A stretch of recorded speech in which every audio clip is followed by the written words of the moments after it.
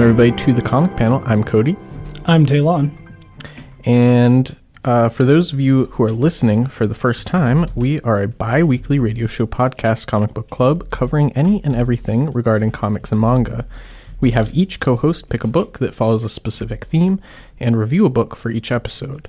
Then we wrap up the theme with a retrospective episode covering our opinions and favorite moments from each of the books. This is the second installment in our theme, which is covering the specific comic book creator, Geof Darrow. Geof Darrow is a comic book artist who is best known for his work on the comic series Shaolin Cowboy, Hard Boiled, The Big Guy, and Rusty the Boy Robot, and also being a storyboarder for the Matrix series of movies. And so,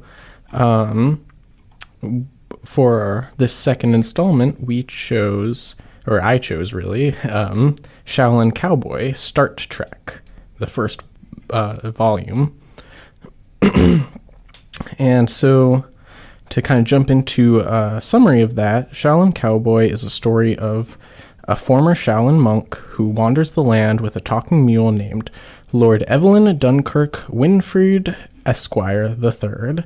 Having been asked to leave the Shaolin Temple, he has since had a bounty placed on his head, many are eager to collect. Collecting that bounty will prove mighty difficult, as the Shaolin Cowboy doesn't go down easy. Aww. Yep. Yeah. So, mostly I chose this book because it seemed to be one of Geof Darrow's most notable works. I mean, it was included in the explanation of who Geof Darrow was. Yeah, it seems to be basically he's done I did some research about him, and it's he's done work for heavy metal and the original French version of heavy metal. Metal Hurulent. I can't do the French. Hurulent. Metal H. Move on. Yeah, and he's done covers mostly for Marvel and DC and inserts and stuff. But this is kind of one of the few narrative works that he wrote and drew. Yeah. Yeah, he was listed as the creator for it. So his brainchild. Yeah, and he owns the series too, because initially it was published by. It's a print that doesn't exist anymore. I can't quite remember off the top of my head. But yeah, and now it's being printed by Dark Horse. So yeah, that's kind of Burly Man? Yeah, Burly Man. Yep. Burly Man Entertainment. Yeah. I definitely was thinking not that. I was trying to say Samurai or something. Nope. No. Yeah. But yeah, so that's why I chose the book. Now, Cody. Yeah. First off, you tricked me when you chose this book. Because you were yeah, let's go with Shaolin Cowboy. And then you're actually, let's go with Shaolin Cowboy Star Trek. And, of course, I misread that and was Shaolin Cowboy Star Trek? I was okay, that seems legit. And looking at the cover, I was there's nothing hinting at Star Trek. I don't know. And then reading the book, I'm a quarter of the way through the book, and I'm I don't know if this is going to have Star Trek in it or not. It doesn't seem like it's doing that. No. It's just the start of the trek. Yeah. But I'm sure Geof knew that, and I feel he would have known that. Yeah. No, he is. We'll talk a little bit more about this later, but definitely pop culture brain. Yes.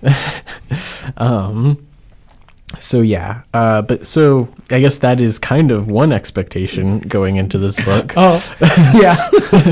What were our other expectations? I expected I would like it. Okay. So Yeah, I think that for me, I really had no idea. I guess one thing was that while I was trying to figure out, because there are multiple, rather, usually comics that are on, even semi-ongoing, are like published into trade paperbacks and then like labeled volume 1, volume 2, etc. But these ones, because they were considered like standalone miniseries, basically, that followed the same character rather than an ongoing series, it was a little bit confusing at times to be like, oh, when does this series start? What was the first instance of the Shaolin Cowboy by Geof Darrow? And so I had to do a little bit of research on like Wikipedia and stuff to be all like, oh, this is, when to start. And while figuring that out, I found myself on a Reddit thread that explained that Shaolin Cowboy was like what's his name, Michael Bay films, but to the 100th degree of like craziness. Yeah. Okay, I could see that. Yeah. Yep. Yeah, whether it met that expectation, I don't know. Maybe, but yeah, it definitely had a lot. It was a lot. Yeah. So that's one expectation I was going into. They were like, it's not serious at all. Oh, you already knew Michael Bay to the umpteenth degree going in. Yes. Okay. Gotcha. Yeah, so that was part of my expectations going in. Oh, okay. Yeah. Gotcha. I see, actually, never mind. I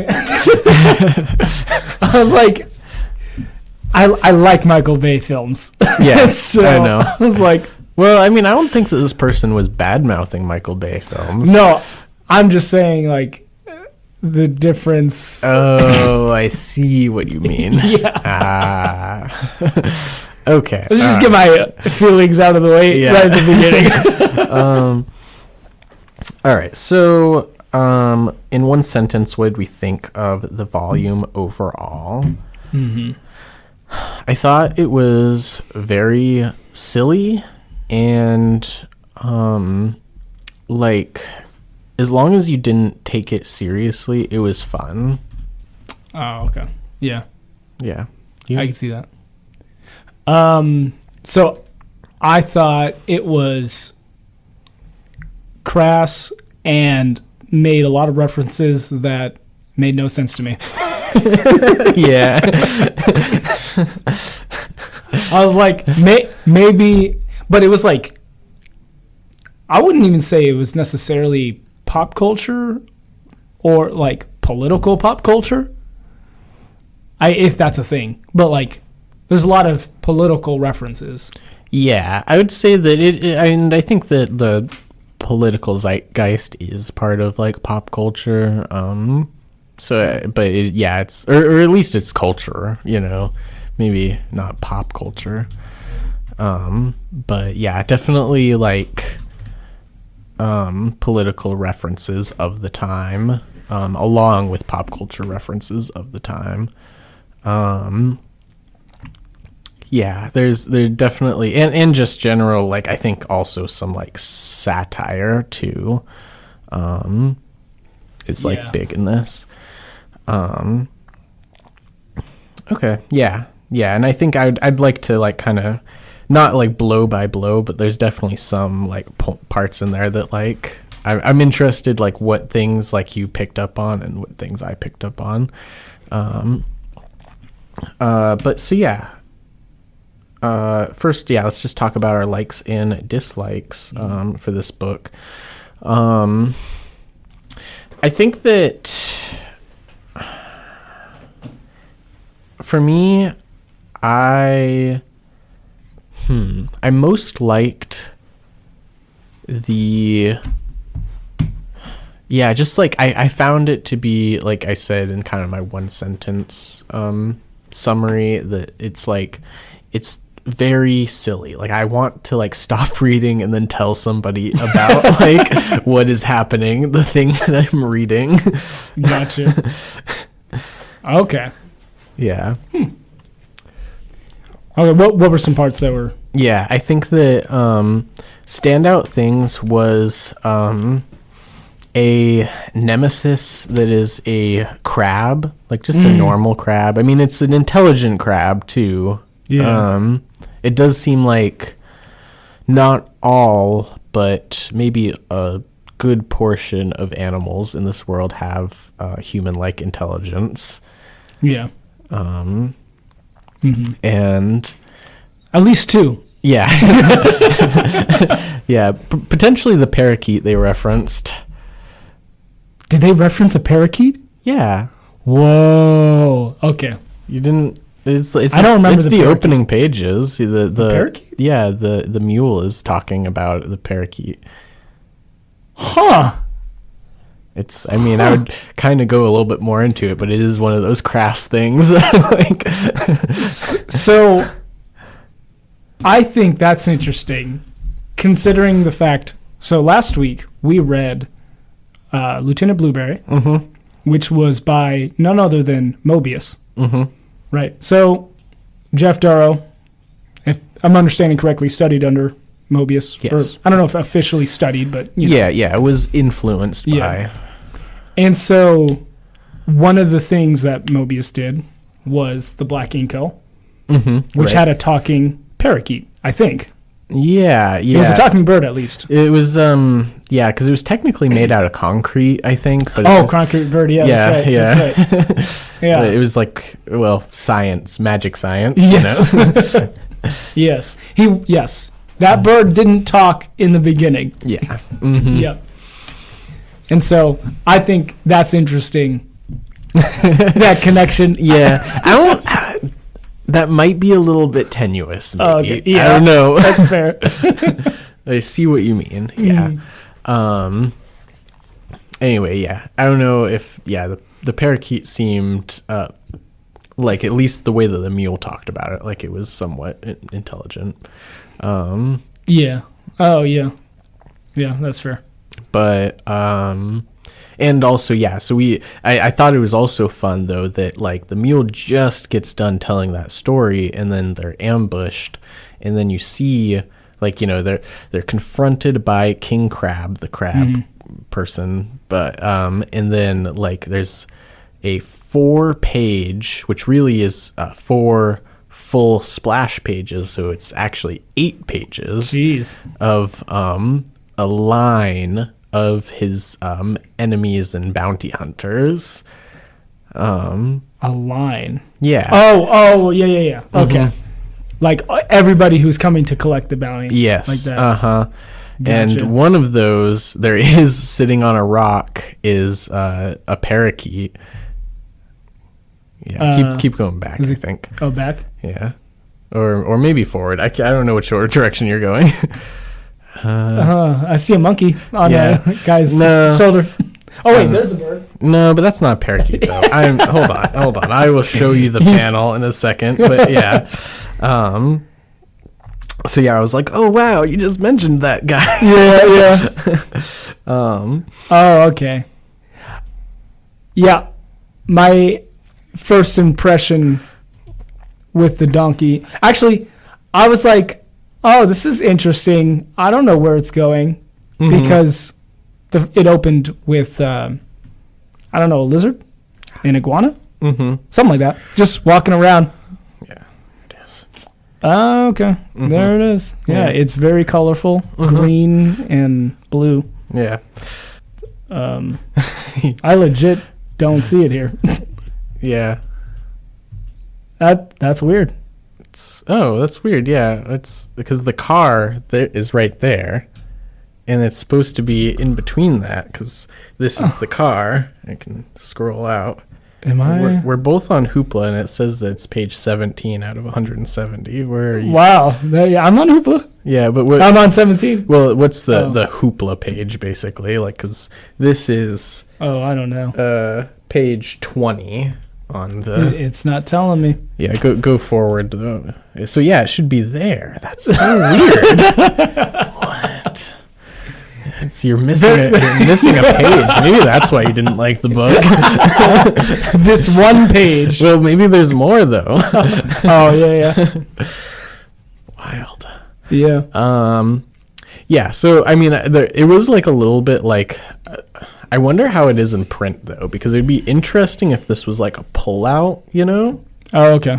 Yeah. Yeah. Like a. Oh yeah. Like almost like a pull-out poster. You know.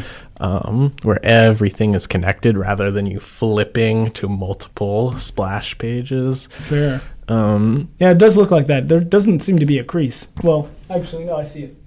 Yeah. I mean, even still, with a fold-out, Right. though, you'd have to fold and crease it. That's true. That's true. But... yeah, anyway, though, with this, it did seem a little bit excessive, you know, but I think that was part of the fun, and seeing all of the different, like, unique characters, you know, and when it started, I was like, oh, that's fun, and then I was flip the page, and it was like, oh, there's more, and I flipped the page, and I was like, there's more, and then one more time, I was like, wow, everybody is just somebody here, you know, like, they all have, and... Yeah, it's just really funny because like this giant group, you know, the character King Crab is trying to like make his like, you know, big speech, and they keep like interrupting him, and it's like, hey, we want revenge too. Yes. Yes. It's like, be sure to include us when you say me. Yeah. Yeah, it's like there's a meme that's like you know, it often gets like whoever the original person was, you know, it gets pasted over, but it's all like, hey, when you say, you know, like going out with the girls, can that also include me? Going out with the girls and Is this another girl saying that, or no, it's a guy, yeah. Oh, that's funny. But yeah, so I just like all the like, you know, very unique like characters. You can see like stories behind them and stuff, and also I thought it was funny that they kept being like, you know, like, oh yeah, we should have like a democratic process, you know, like what should we vote using an electoral college or you know, fully democratically. It's all like and they're like, both have their merits, and that was like very obviously like satire of like, you know, kind of neoliberal like views of like American politics, because it doesn't make sense for a large group to use an electoral college, you know, like, I mean, it hardly makes sense for the United States to use the electoral college, but at least that was like for a purpose. It's bad purpose, but you know, but to have like basically for a large group to have an electoral college, that would mean for them to elect democratically a group of representatives to then those representatives vote on what action they should take. But it would be the group saying, hey, this is what we want to vote for, and then the electoral college being like, and that is what I represent, these people over here. Yeah, that's what we're voting for. But yeah, but also usually an electoral college is like used for, you know, picking a leader anyway too. It's not for making like decisions. That's true. And so, yeah, it was just kind of like a very like, what are you talking about? This is absurd.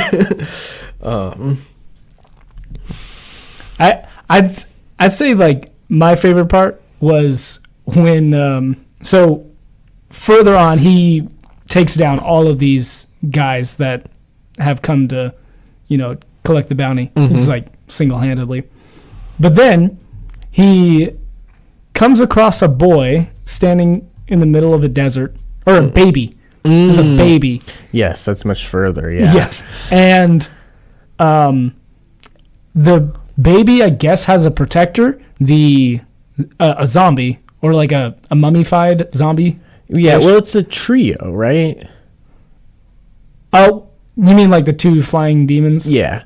I guess. Yeah, probably. Yeah. They don't really do much, but yeah. Well, they can't touch him though. Is the thing? They're not allowed to. Right. Is it like? Was it like there's only by human hands? Yes. Okay. Mm-hmm. Yeah. And the zombie or mummy had just enough human in him to be able to touch the baby. Yeah. Well, at some point, this mummy gets his head cut off, and he's like directing the body what to do, and Shaolin Cowboy just holds the head up. And the head's just like, don't hit the face. And that's the first thing the body does. And so Shaolin Cowboy starts using the head as a shield, and that just cracked me up. Yeah, that cracked me up too. And in particular, let me see if I can find it, because I think he does it well. Later on, a large monster emerges from the ground. Yeah. That has a city on its back, and so a humongous thing. Yes, a humongous thing. And the Shaolin Cowboy gets eaten by this thing, but takes the zombie head with it. And in there, the head basically escapes from him. And he takes control of a shark in the same way that he had taken control of the body. Because the body was not originally the head's body anyway. Oh, I didn't know that. Yeah. Oh, okay. He was saying he was like, my son, but not, it wasn't even really his son though. He just had grown attached to it. He had dug it up and he was like, it's a chiropractor's body. He was a doctor. Oh, okay. Yeah. I must have skipped past that. Man, I really didn't enjoy this that much, but the fact that you missed stuff is making me appreciate it more. Well, only for the educated folk. Yeah.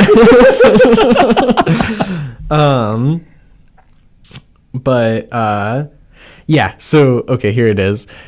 He says this before he's in the shark too, but there's a part where the head's saying, feint, parry, thrust, lunge, dive, and all of that is actually, it's from a Daffy Duck Looney Tunes cartoon. Really? Yeah, it's Daffy Duck as Robin Hood, and every time he says that, he's trying to show Porky Pig as the friar, how he uses his bow staff to like fend off villains and stuff.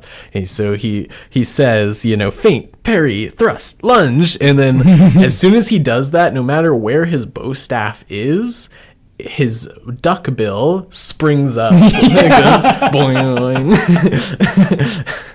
Yes, that was funny. Yeah. And I totally didn't see that. And so, yeah, that is alluding to how this zombie head is not very good at fighting. Well, directing a shark. Yeah. Does a shark know what lunge is? I think that it has full control over the shark's body. I don't think that it's not like an Aquaman situation where he's telling the shark what to do. I think that he has just become the shark brain. Okay, gotcha. So he doesn't know how to fight the shark. Yeah. That was a reference to something else. Okay. Yeah, also, speaking of, like, the shark and being in the belly of the beast, the Shaolin Cowboy uses, like, a trunk of random stuff that he has that has also fallen in with him to make a chainsaw on a stick. I think it was double-edged, too. Or No, it was just on one side. Okay. At some point, it looked like there were two chainsaws on that bow. Oh, wait. Actually, you're right. There is. Wow. They just didn't show that off very well, I think. Yeah. No. But yeah. Okay, he had 2 chainsaws on a stick. Like Darth Maul. Yeah. Yeah. I'ma cut you down. Just very cool. Yes, I do appreciate that. Yeah, there's a lot of graphic violence in this comic. Yeah. At one point, he uses his katana, and from an enemy, he slices you could think of it like a steak. It's 2 cuts from his neck. Yes. And then, he's just standing there, you know, and you're like, huh, did they do the thing, like, you know, where the samurai, like, cuts and then they don't realize they're cut yet, and then they slide down, you know? But then it's just all like, you're like, no, I don't think he did that. You know, he's not talking yet, but he also doesn't seem very dead, you know? No. And then, like, I think he kicks him or something. Yeah. I think he kicks, he slices the neck. Yeah, he slices, and then he kicks the chunk of neck through. Yeah. And then, like, the head lands back down on the rest of the neck. And it's just like, wow. Yeah. It's incredible. Dang near impossible, yeah. I'd say. Yeah. And then at some point, excessive force, I guess. A bird, the parakeet actually, or it looked like a parakeet, but it might have been just a bird, poops. And the Shaolin Cowboy is like, not today. And he, like, fires a bullet. Yeah. That was not the parakeet, because the parakeet was part of the band of enemies, you know. But he had the same color. No, I don't think so. I'm like, no, he definitely did. Okay. I just saw it. Oh, yeah, you're right. You're so right. Well, actually, it's orange and green. But actually, I don't know. I don't know. But yes, he tries to poop on the Shaolin Cowboy, and the Shaolin Cowboy shoots a bullet at the bird poop, and to block it rather than doing anything more sensible. Which the mule is all like, you could have just ducked. It wasn't like it was napalm. Just showing off for me, some scrub bush and anything else out here without enough sense to get out of the heat. Man, this is flat country. Yeah. Yeah, where are they? It's just desert. Yeah. They're in a world. Also, the book confused me right off the bat because it said, what was it? A week from yesterday, but a day after tomorrow or something like that. And it was like, what? I was like trying to do the math. Yeah. I was like, that doesn't add up. No. Yeah. A week before tomorrow. A week before tomorrow. So, I mean, that's still yesterday. Or no, that's last week. Yeah, it's still last week, but it's a week before tomorrow. Yeah, it's 6 days ago, basically. Right. Yeah. So no, it'd be 8 days ago, a week before. No, it'd be just last week. This is a conversation I have with myself. Yeah, I feel like I need a pen and paper and just map it out. Yeah. And so when I went on to Wikipedia and was like, so what's going on here?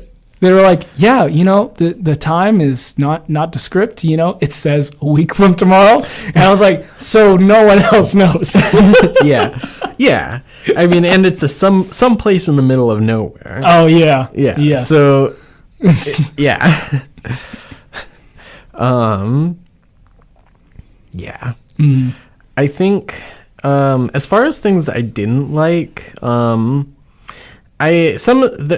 I don't remember, but there were some jokes that I was just kind of like, meh, you know? And then,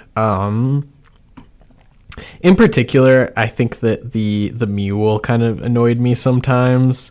Yeah. See, what's interesting to me about the mule is that get the feeling the mule is supposed to be like Donkey from Shrek. That's what I read the voice says.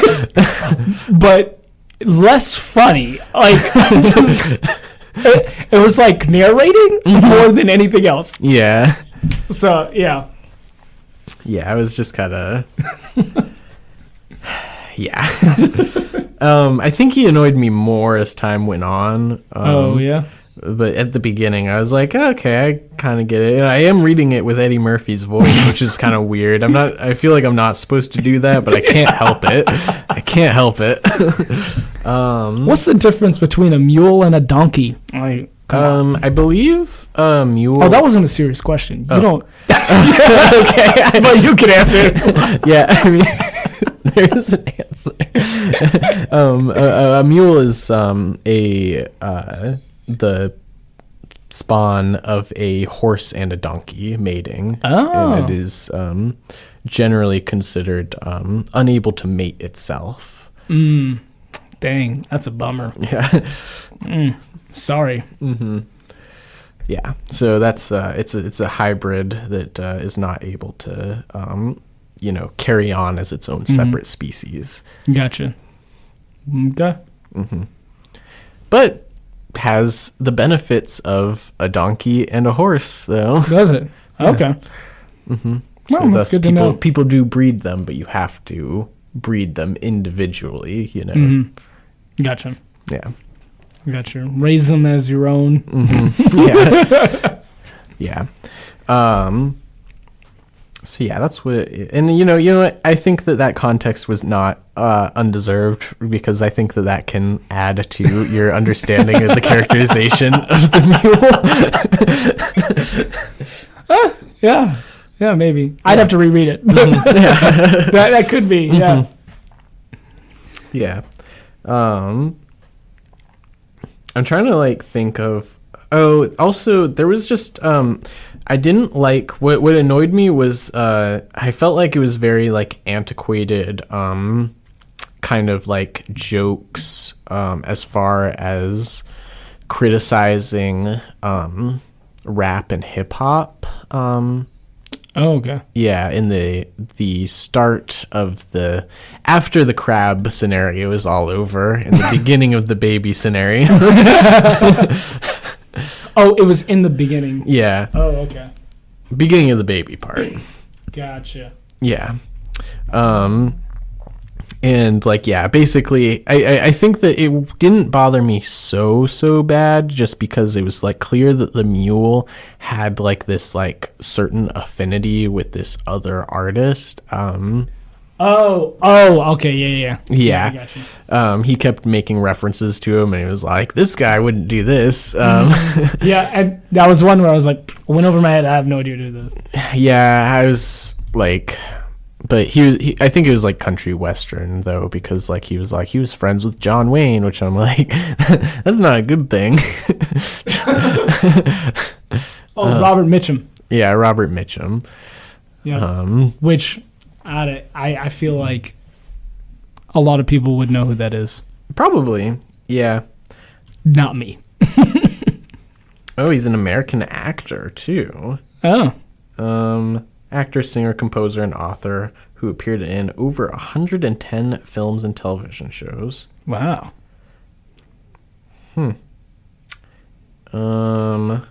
Old-timey. Yes, he is. Best supporting actor for The Story of G.I. Joe, 1945.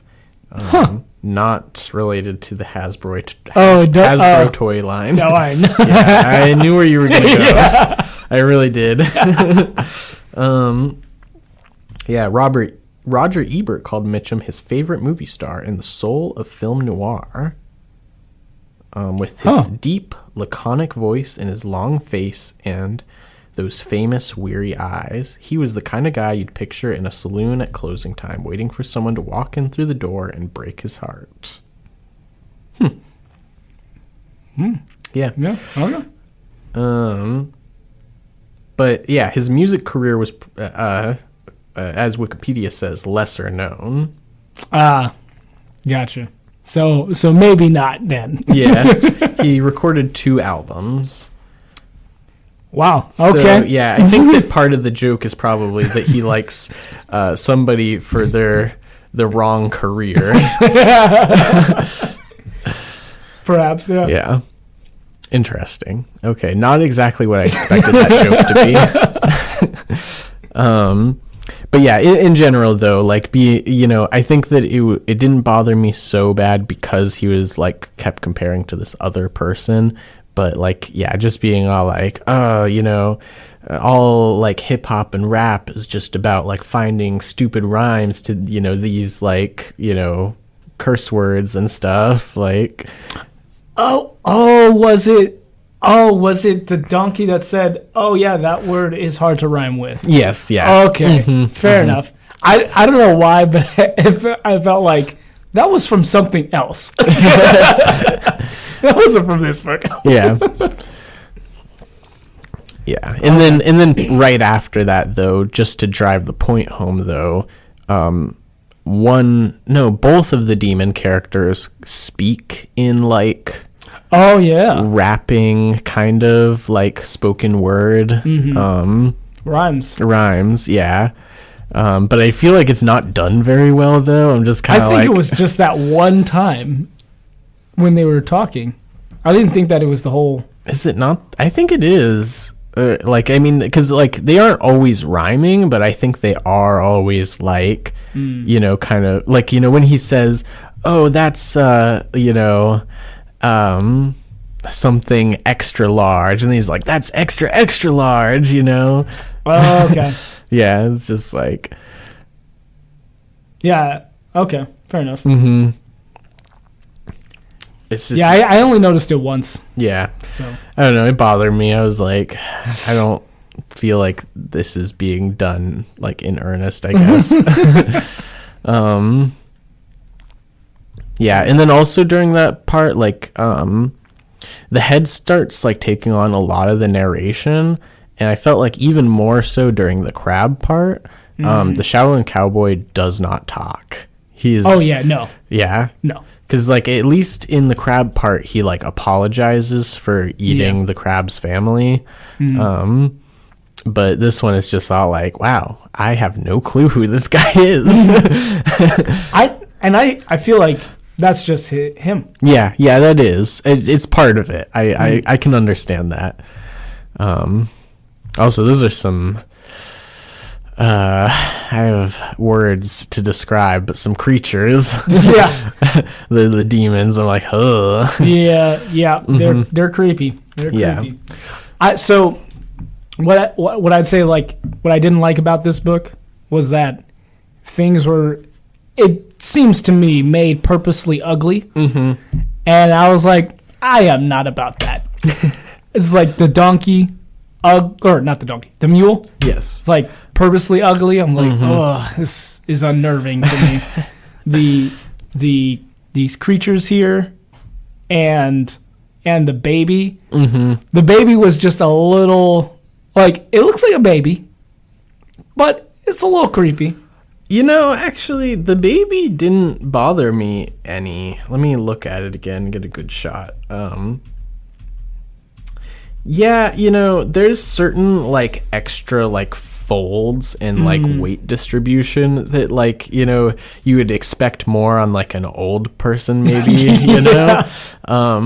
But given that for some reason in, like, comics from, the 60s to modern day, they draw a baby and you're like, what did you just do? That is actually a pretty realistic looking baby. It's like fair. Like, you did a good job in comparison to your cohorts across decades.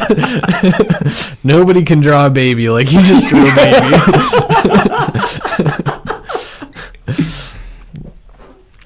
Oh, fair. Yeah. Like it's some like pre-Renaissance, like that's just a little tiny human, Yes. And then also, I mean, it makes sense. Like, you're in the belly of a beast. Things are decaying in there. I was just like, I didn't need him. Yeah, no, this book revels in its grossness. Yeah. It wants to be gross. But with that point being made, I got to the end of it and I was like, I don't know what the point of this book is. I don't even know. Like, the words escape me. Yeah. We don't know anything about the Shaolin Cowboy. We don't know his motivations. We know that he was in a Shaolin temple at one point. We don't know why he got kicked out. And we don't know why he's fighting for his life. And also, we don't know any of the reasons why anyone is trying to attack him other than the crab. Yeah. And then also he came across this baby just randomly, and he finds himself in an adventure. Yeah, I mean, so there was a path of destruction of people. Yeah. You know, and they saw the little tiny footprints of the baby, you know, and so they were following those footprints, trying to figure out what killed all the people. So there's like there's an inherent sense of like justice, you know, and I think that's the cowboy part, you know. Oh, okay. Like, gotcha. Yeah, he's like, oh, I'm just gonna like kind of stroll in and, you know, try to solve this problem.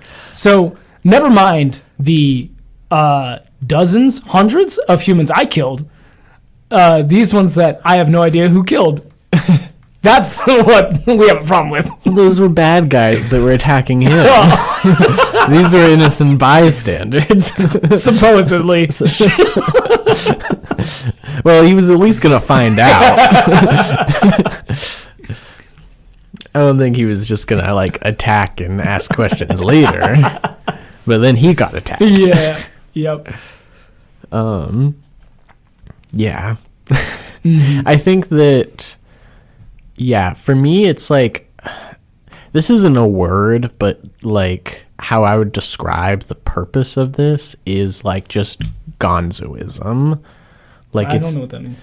It's just like big and extravagant and like just like for the purpose of like being kind of shocking, but not like only shock value, you know, like there's lots of other comic books you could read where it's just all like, I really want to shock people and make them go, you know, right? Like that's not this, but it is like that, like it's about the experience. It's not about the character or the plot. It's just all like, oh, so what I think of like those so in terms of movies, right? Those movies that are like popcorn movies or the, you know, Godzilla versus Kong, like you're just there to watch two monsters fight each other. Yeah. Gotcha.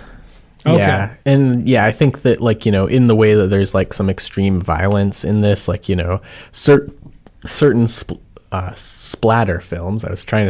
My brain was trying to say slasher, but that's a different kind of horror movie. Splatter films, you know, kind of fall into that too, a little bit, where it's like, yeah, the part of that, like, yeah, if Godzilla versus Kong was also a splatter film, you know, so it would probably be closer to something like Resident Evil. Is that what it is? Or Final Destination? That's what it is. A little bit, yeah.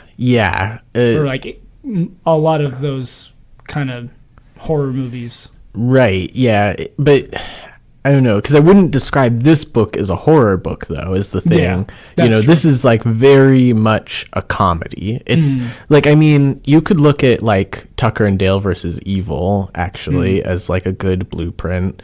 That is a movie that is about two best friends that are like, you know, kind of like redneck hillbilly types. And they just recently got a cabin in the woods. And there's like a group of like college spring breakers who are also like camping nearby. And they get the wrong impression through like misunderstanding, thinking that they're murderers. Oh. And then, so then they... Wait, The two guys. The two guys are murderers. Oh, they think. Okay, Yeah, the Spring Breakers think. Okay. Yes, All yes. right, that's what I thought. And then so they start getting scared and trying to protect themselves and stuff, and defend themselves against the two guys who are not trying to attack them at all, and in fact want to be friendly towards them. But through misunderstanding and stuff, they end up accidentally killing themselves. One by one, making it seem like to the rest of the group that they are getting picked off. Wow, that's messed up. And so yeah, it's a splatter comedy. Okay. I was gonna try to come up with combine a portmanteau, but I couldn't. Yeah, no. But yeah, so there's a pretty distinct part where somebody accidentally jumps into a wood chipper, and one of the guys is just like, I don't know what happened. He just jumped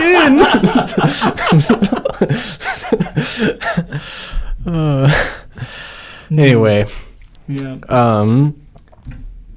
Well, those are some good balance of what we liked and didn't like. Yeah. So, kind of moving into our questioning the theme. Mm-hmm. Do you see the influence of Mobius or Lieutenant Blueberry in this? I'm going to be honest with you. I only looked a little bit through Lieutenant Blueberry. I was not on that episode. And then I was like, well, I didn't. Cody, you mean you didn't do your homework? Yeah. I didn't know that there was going to be a test later. I personally don't see a direct influence. Well, I guess I take that back. I think the Black Incal and this have a very similar feeling of kind of more for the adventure. Because each of them have this main character that just it keeps winding themselves, or they keep encountering different things. Yeah. For the Black Incal, it was more like they were going into different environments. Mm-hmm. And for this, it was more like different people trying to stop him. Yeah. And so I could see that influence. Unless somebody tells me that the Black Incal was after this book. And no, it wasn't. Oh, okay. Good. Yeah. I didn't actually fact check myself on that, but that's good. Yeah. And I also, and so then Lieutenant Blueberry is more in, I don't know, this feels more of a stretch, but Lieutenant Blueberry being more in desert environment kind of thing, and this also similarly. Yeah, definitely. I think that, without having read Lieutenant Blueberry, I think that there is probably just the general cowboy drifter kind of archetype. Yeah. Yeah, but otherwise I'm seeing a lot of interacting with I would assume maybe both Union and Confederate soldiers on different sides, I think. Not Confederate. Oh, not Confederate, just Union. Well, this is after Civil War. Oh, okay. Thank you. Yeah. Gotcha. Yeah. So, there's definitely a lot more talking in Lieutenant Blueberry. And really, I guess I would be, because Geof Darrow seems like more of an artist before being a writer, I would assume that there'd probably be more artistic influence, because especially, when we're talking about Mobius, because isn't the Black Incal isn't just Mobius. I'm not sure. That's I could be totally wrong now. I'm okay with that. Goodness, I am now forgetting his name, but it's just on the tip of my tongue. Are you thinking of Gerard? It's Jodorowsky. Alejandro Jodorowsky. Jodorowsky. Yes. I think I'm just wrong. Yeah, Mobius was the artist, but Jodorowsky was the writer. Yeah. Yeah, I'm just wrong. That's okay. That's all right. Yeah. So, yeah, for artistic influence, though, I definitely see it in the Black Ink Owl. I think, that had some, like, very, like... I don't know, yeah, Mobius's style is, like, very interested in having, like,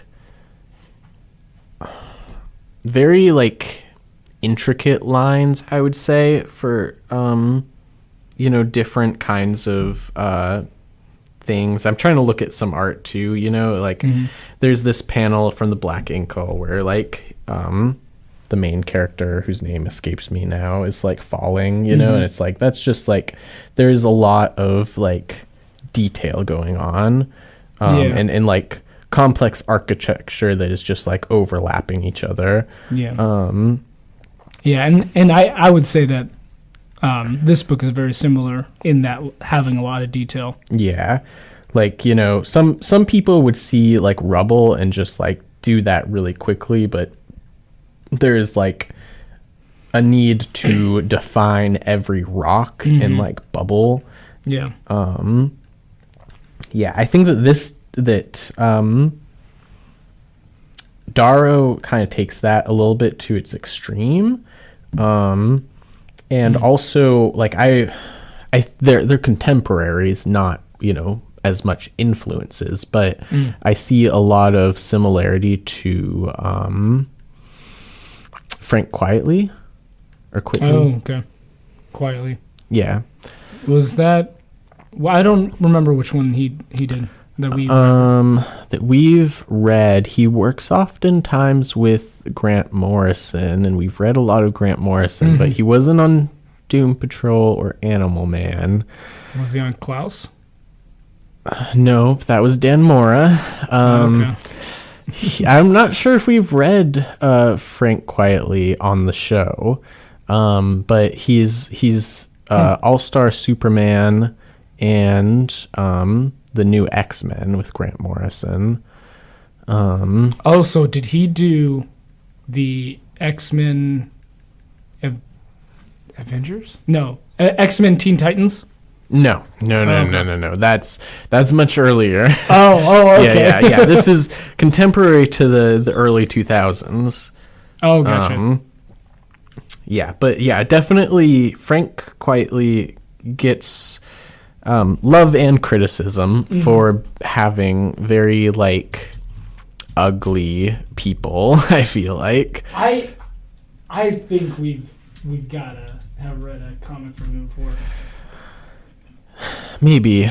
Oh, Flex Mentallo? No, we never read that for the show. But there was a book that was... Oh, Jupiter's Legacy. That's what it would have been. Oh, yeah, that's right.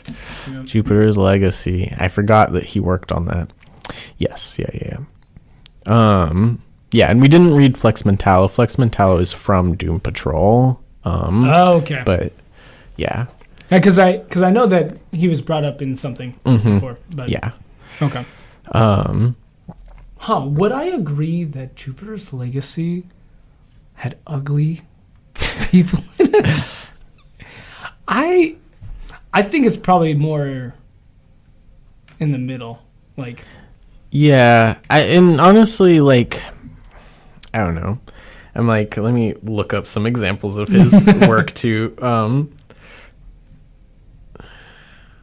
Because, I mean, honestly, he's not all ugly, but, like, for instance, looking at, like, why was this image not loading very well? I'm like, I guess, you can still, like, it's just not perfectly, like, resolution, but, it's like... That is weird.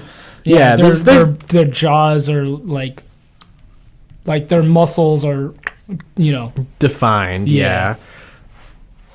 And that was the X-Men. Yeah, that was for X-Men.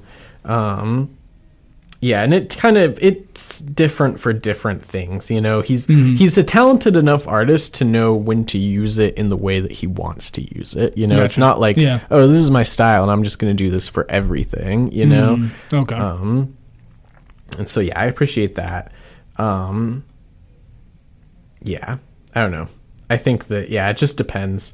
But I consider them kind of contemporary in style, though, where they're interested in representing their figures as, like, very, like, rather than taking a simplified approach to bodies and faces, they're more interested in using, like, caricature to, like, really convey, like, weirdness and difference between, like, human bodies. Gotcha.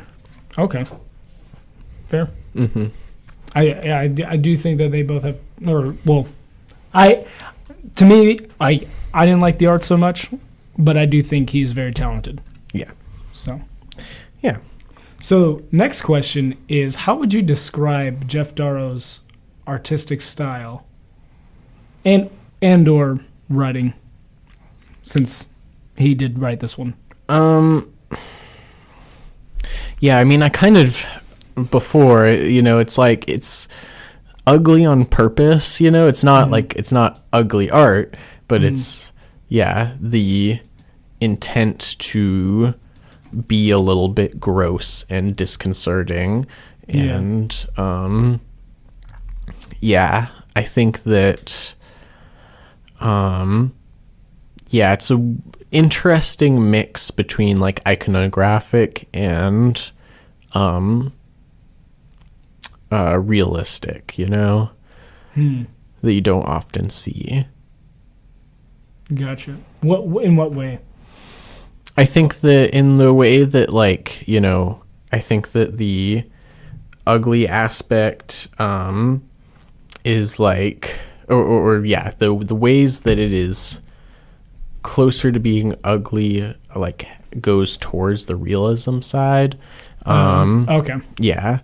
And then it's like, well, there's clearly, like, when you're talking about, like, making characters, designing a character, for a comic or for, like, an animated show, it should have a distinct silhouette, If everything's blacked out, that it's SpongeBob. Gotcha. You know? And so I feel like, that's, like, part of, like, iconography is, like, a simplistic design that it's like, oh yeah, that's that, Gotcha. Yeah. And so I feel like, there's just, like, really great character design where it's all like, I'm never going to see the backstory of all of those characters, because, like, some of them just die, but it's like, but there's a story behind you. There's something going on. That's fair. Yeah. Yeah. Yeah. Yeah. What do you think of his style, though? Yeah. So I think ugly on purpose is a good way to say that. I kind of focused more on the writing, and it was like definitely a lot more political references than I thought. Yeah. I think for me, as far as the writing goes, I think that it makes sense that it's, like, really taking the advice to write for yourself, write what will make you happy, It's all like, this is just, like, purely his brain, on paper. Yeah. Yeah. Like, yeah. I don't think that, because I feel like there's some aspect of, like, wanting to connect with other people when you write, like, really identifiable, like, characters with, like, a dramatic story, and this doesn't have that. It's just like, it's kind of more like a stunt a little bit. It's like, look what I can do. Yeah. Fair enough. Yeah, which, a little bit like a narrative portfolio piece, like, like, this is what I do good, which is maybe a little bit damning, but I don't mean it that way, it's like, I really did enjoy it. I think that it's just, yeah. Yeah, gotcha. Yeah, and I would further describe it as sarcastic. Mm-hmm. So I'd say it's more of the sarcasm that I picked up on than the type of jokes that he was making. Yeah. But, and yeah, oh yeah, sarcastic and crass. Those are really the two that stick out. Yeah. I think. I was just gonna reiterate like the satirical. You know, like it's really like I mean. I guess what is it trying to satirize? It's I think like that was a joke I was going to mention earlier too, but yeah, just kind of trying to, you know, make fun of all of the things that it's also referencing, you know. It's like it's a warm satirization, you know. But one of the things, I should have screenshotted it, except for Hoopla doesn't allow screenshots anymore. Nope. Oh, goodness. It was, I think it was during the baby part. And maybe they were alone. It was something like, you know... Okay, yeah. I'm remembering more and more as I try to... I know this is not the best to listen to, but basically it was the demons that kind of like talk rap. And they were talking about the Shaolin Cowboy, and they said something about how you like marvel at him. And it was a bunch of like comic book company references. Yeah. I wasn't sure if you caught that. I think so. I think I did. But I have no idea what page it's on. Because yeah, they were complimenting him. Yeah. I don't know if I'll be able to find the exact phrase. But yeah, I thought that was a funny joke too, where it was just like, yeah, you're making very clear, you know, you're talking about comic books. Yeah. Okay, I'll give in now. I can't find it, but yeah. Anyway, where was I going with that though? Why did I bring that? Oh, satirizing. Yeah. I think that is satirical. You know, I don't think that it is a specific satire, you know. It's not like that is what this book is. Okay. Yeah. I gotcha. So that kind of brings us to the end of the episode. Yeah. Yep. And so do you know if the story continues? Yeah. Okay. What would you hope to see as the story continues?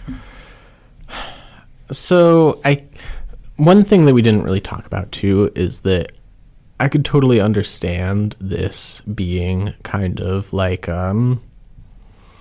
this is just a one-off, you know. I'm never gonna do this again, you know. Like I don't know how it's going to like go, and so that might be part of why, you know, we don't get a lot of like characterization and long-form storytelling. Oh, gotcha.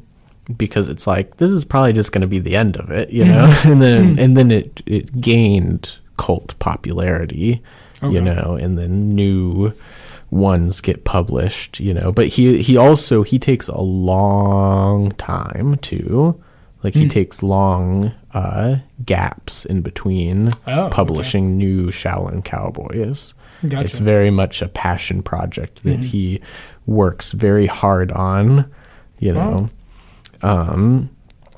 Rather than like, you know, acquiescing to a deadline. So yeah, that's part of why, like, you know, it's so detailed too. Yeah, I believe that. Yeah. So yeah, I would assume that like maybe, and I would like to see in future volumes, maybe a little bit more of characterization from the Shaolin Cowboy. Yeah, like basically what his backstory is and why. Yeah. Fair. I think I was more interested in knowing more about the zombie bride. Oh, yeah, that's right. I So forgot they did leave that off a little bit as a cliffhanger. Yeah. So at the end, when they're in the belly of the beast, basically the person that dispatched the zombie or the mummy was this woman. I'm assuming his lover. I don't know. Yeah. He says like wife or something. Oh, okay. Yeah. And so that's like, okay, there's something interesting there. Yeah, and she has like a well preserved face and head and hands, but then her body is skeletal. Yeah, which really good. Yeah. Yeah, I'd also agree. I'm interested to see like where that goes to. Yeah, cool. Okay. Well, there you have it. That is our review of Shaolin Cowboy Start Trek. Yep.